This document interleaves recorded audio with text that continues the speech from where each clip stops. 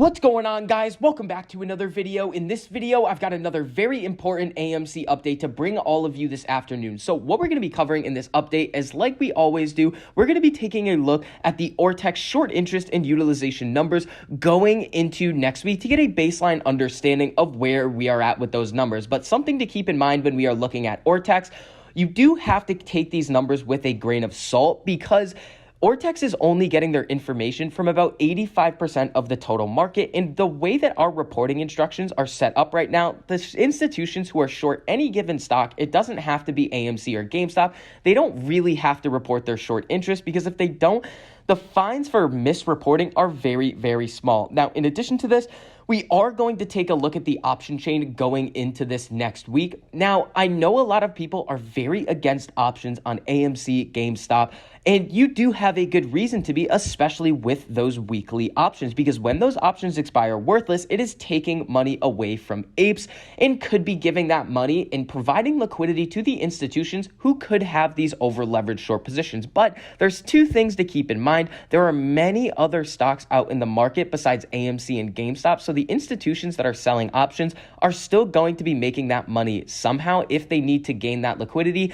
And what the option chain does tell us is it gives us an idea of how volatile the price movement going into any week could be due to all of that delta hedging that these market makers will have to do in order to maintain that directionally neutral status. So it is an important thing to keep a lookout for. Now, the two most important things that we're going to be covering is, one, right now, Robinhood is struggling and could be failing as a business right now. There was a comment made by JP Morgan that basically talks about their user growth and the people who are actually using the app in terms of active users over the last quarter, and it is not looking good. And when you combine this with all of the information coming out and Citadel basically pointing the finger at Robinhood, it is not looking good for them at the current time. Now, in addition to this, we have been talking about the broad market and how it affects AMC and GameStop on this channel for the last couple of months. One of the things that we were talking about in detail was Evergrande. Now, there's some new information coming out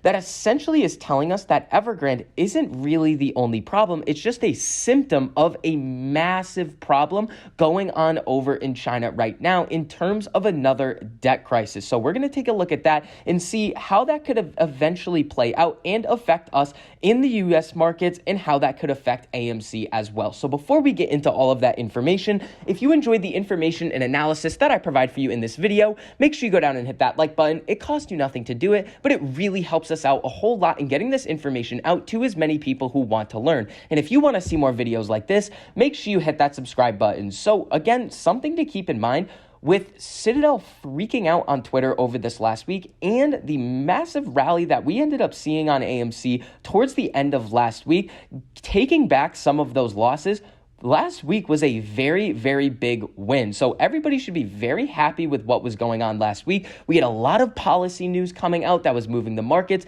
and we still were able to finish on a green note on Friday, which is awesome. Now, when we come over to Ortex, we can see that the utilization, 85.41%, and the current estimates for the short interest, 20.52%. Again, this short interest number is very, very high, and with the amount of shorting that we've seen on AMC over the last week, it is entirely possible that we can get over this 21% barrier and see new highs in terms of the short interest. Now, as we see new all-time highs in terms of this estimated short interest, we will most likely see the utilization increase as well and lead to potentially more forced share recalls similar to what we saw back in June. Now, when we come over to the option chain analysis on Stonko Tracker, going into next week, we do see more calls in the money versus the amount of puts, but as with every weekly options expiration date, we are going to see less open interest, and with the way the option chain is set up right now, I wouldn't expect to see that much volatility just based off what the option chain is telling us. Again, there could be many other factors out there that are going to lead to volatile price movements. And just a quick disclaimer about options. They're incredibly risky. They're one of the most risky things that you can trade. So for me personally, I never trade with an amount that I am not fully willing to lose, because the vast majority of options contracts end up expiring worthless. And if you are going to be trading options, you need to be okay with that and fully understand the risk. Now let's get into this Robinhood situation. So when we come over here, JP Morgan, the number of new Robinhood app downloads, a proxy for account openings, is down 78% from the second quarter of 2021, and daily active users, a proxy for activity levels, meaning how many people are actually on the app every single day, have declined 40% from Q2 2021, both substantially weaker than its peers. This is not a good sign for a company, especially just after they have IPO'd. Now, when we come over here, we know all about these Citadel tweets by now, but it is crystal clear that Robinhood restricted trading in response to a $3 billion margin call from the NSCC. Multiple documents, statements, and contemporaneous communications confirm this. So what we're seeing here is that even though Citadel and Robinhood most likely have a really good working business relationship right now, if Citadel needs to throw Robinhood under the bus to make sure that they can continue on the current track that they're on, they will do that. So right now, Robinhood is on the chopping block, and we need to see what's going to happen next, especially with this situation that has been unfolding. Now, we know Jim Swartrout, the president and COO of Robinhood, who Tenev points to as making the ultimate call to PCO, position close only, says in an internal chat on January 26th, "I sold my AMC today. FYI, tomorrow we are moving GME to 100%, so we are aware." Now, this does provide for an opportunity to essentially have an insider trading probe into Robinhood. Now, back in, I believe it was June or July, we did see articles about this type of investigation, but now they are getting recirculated right now. Now, the thing is that when this individual potentially sold his position, it was before the big run-up, but that doesn't necessarily excuse him for insider trading. It's not like you have to be good at insider trading to get essentially popped for it.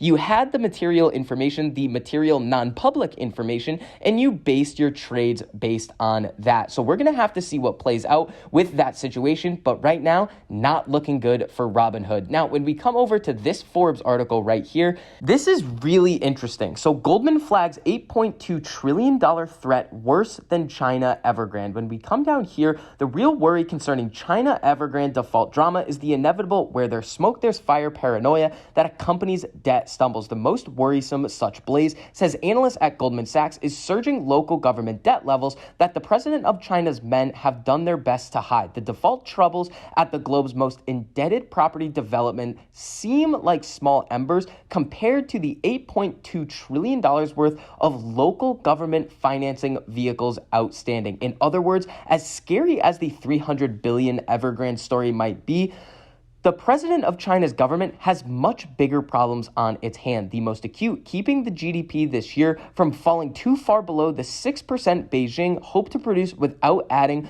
to the nation's bubble troubles. The forces behind local governments sitting on financing debt vehicles worth twice the size of Germany's GDP date back to 2008. Even before the Lehman Brothers crisis, the Communist Party dynamics encouraged municipal borrowing binges. What this leads to right here, that incentivize a couple of dozen of prefectural leaders to engage in an infrastructure arms race of sorts. Metropolises race to build skyscrapers, 6-lane highways, international airports and hotels, white elephant stadiums, sprawling shopping districts, and amusement parks, in perhaps even bidding for Guggenheim Museum. So what we're seeing here is basically what's happened with Evergrande. They overbuilt, they weren't able to put people in these buildings, and they are no longer able to pay that debt. But it's a symptom of a larger problem. So what we've seen is there's been basically three big things that could have really caused a lot of market volatility over the last couple of weeks. We saw the debt ceiling issue that still has to get resolved by October 18th. So we still have that on the table. Article, we saw the government shutdown situation that basically got resolved this last week, which is one of the reasons we saw some bullishness going into the end